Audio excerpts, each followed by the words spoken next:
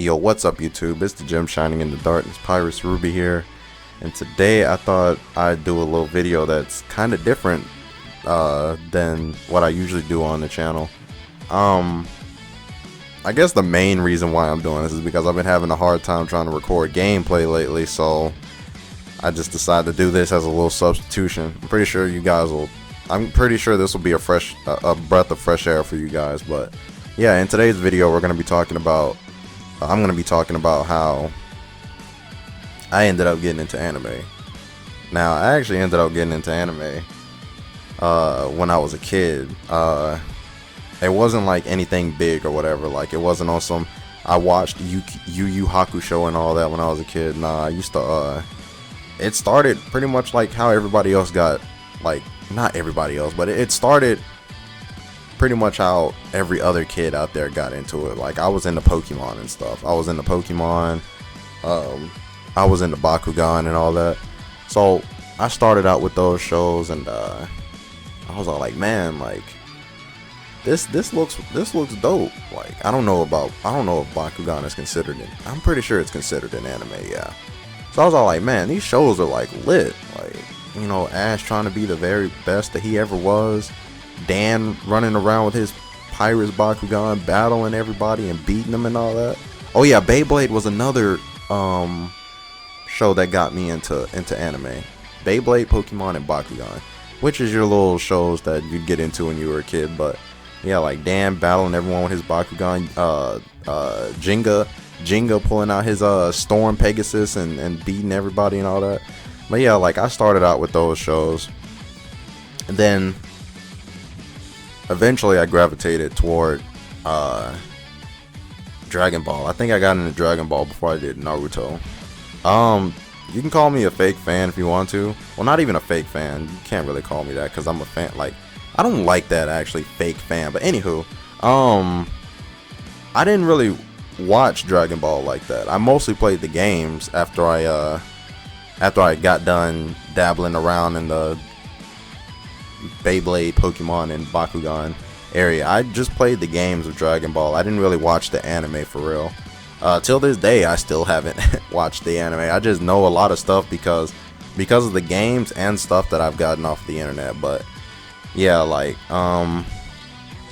eventually I ended up watching like all of Super and all that. But yeah, till this day, I still haven't really watched Z like that. But anywho, aside from Dragon Ball, the next one that came up was Naruto. And I'm not gonna lie,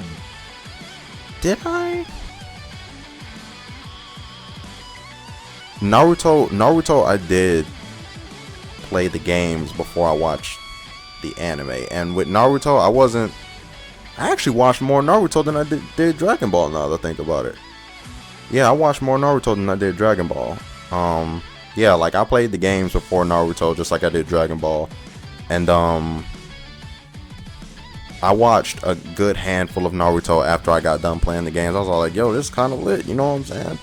So yeah, I did that, and then eventually I branched away from Naruto and Dragon Ball, and I ended up finding more anime to watch. I don't know like what sequence came after like the anime that followed. I don't know what particular order they followed, and so like I'm just gonna throw out an anime that I branched to afterward.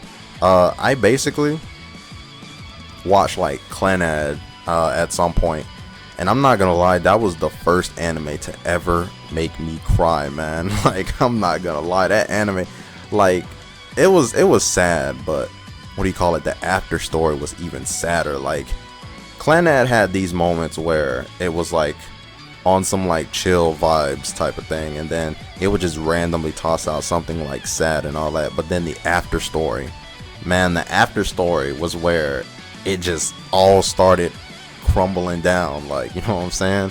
But anyway, yeah, like, I watched Clannad, and then I watched this anime. I think this was like a mecha anime. I think that's what they call it, a mecha anime. I watched this anime called Aquarion Evol, and I vaguely remember what happened in Aquarion Evol. It's been a minute since I've watched it. I remember the characters' names. The female character was named Mikano, and the main male character was named Amata Sora. I remember that much. And I remember this girl named Jessica. I think Jessica was... She was the chick with the green hair, yeah. I vaguely remember the plot, but I do remember the characters. But, what do you call it? Aside from that, we get into the weird side of things. I watched Omamori Himari. I'm not gonna go too in depth. Just know that it's an anime that you wouldn't want your kids to watch. I watched Omamori Himari. I watched another anime that was similar called Kanokan. Oh my god. Kanokan. Yeah, I watched that. I watched Mirai Nikki with Gasayuno obsessing over the main kid Yuki. Okay. I watched that. I watched what else? What else was it that I watched? What's the anime? Golden Time. I watched Golden Time. Golden Time was actually recommended to me by a friend, and what was the plot like in it? I vaguely remember that too. It was like the main character not transferred. He went to college or something like that, and he ended up going to school, and he ended up meeting this dude named Yanagisawa Mitsuo. He met him, and they hit it off, and there was this girl, the main female protagonist. Her name was Kaga Koko. She had a crush on Mitsuo, and she pulled up to the college one day in a limousine, and I think she was upset because he didn't tell her about his transfer to that school, and she basically slapped him in the face with a bouquet of flowers, and yeah, like she had a serious obsession with him. But yeah, it was a cool anime. I think, like, I'm not gonna go too in depth with that explanation either, but overall the anime was about this dude who ended up going onto a bridge.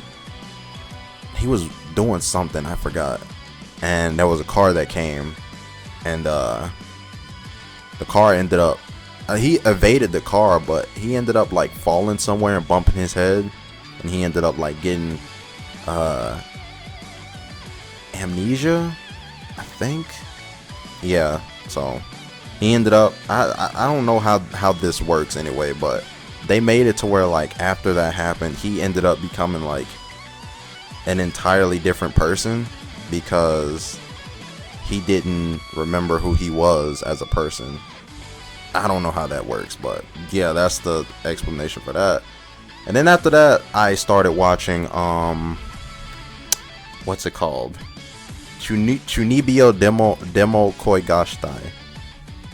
Or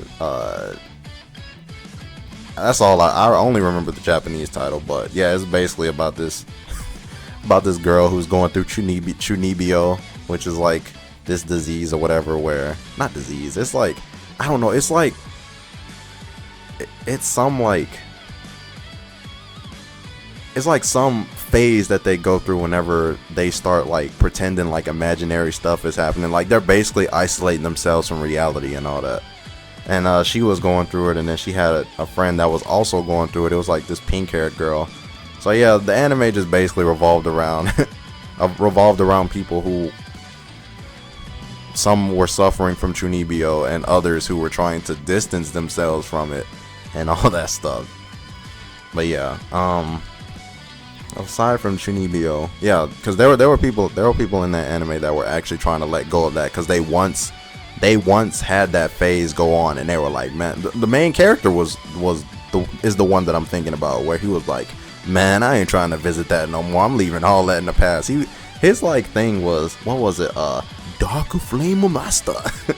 That's what he used to call himself. So then he tried to like let go of that image of himself, and Rika, which is the girl that was going through chunibyo, reminded him of it, and he was all like, man, I ain't trying to remember this. What? Nah, get away from me.